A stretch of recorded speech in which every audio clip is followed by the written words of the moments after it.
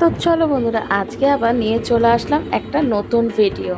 তো তোমরা কালী ঠাকুরের ছবি দেখে নিশ্চয়ই অবাক হয়ে যাচ্ছ ভিডিও দেখে। হ্যাঁ, অবাক তো হওয়ারই কথা, কারণ এটা ছিল কৌশিকী অমাবস্যা কালী পুজো। তো পুজোটা হচ্ছিল আমাদের পাড়ায়। তো পাড়ায় পুজো হচ্ছিল, তো ভিডিওটা এডিট করতে অনেকটাই দেরি হয়ে গেছে, তাই পোস্ট করতেও দেরি হয়ে গেছে, তার জন্য আমি ক্ষমা পাত্রী। তো এখানে হচ্ছে আমাদের কালী ঠাকুর নেওয়া হয়ে গেল, নিয়ে যাওয়ার পর কালী ঠাকুরের ভোগ রান্নাও হয়ে গেল। ভোগ রান্না হয়েছে অনেক কিছু, খিচুড়ি, 5 রকম ভাজা, পায়েস, অনেক কিছু। আর এখানে পুরো সাজগোজ করা হয়ে গেছে। ঠাকুরের জায়গাটা খুব সুন্দর করে সবাই মিলে গুছিয়েছে।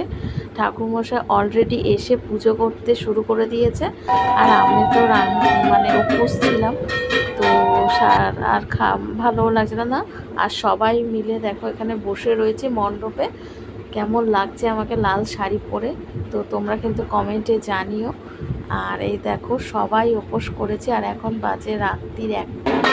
আর দেখো এইটা হচ্ছে কালী পুজোর মেন প্রদীপ জ্বালানো। এই সময়টা যথেষ্ট ভালো লাগে আর খুবই ভালো লাগে।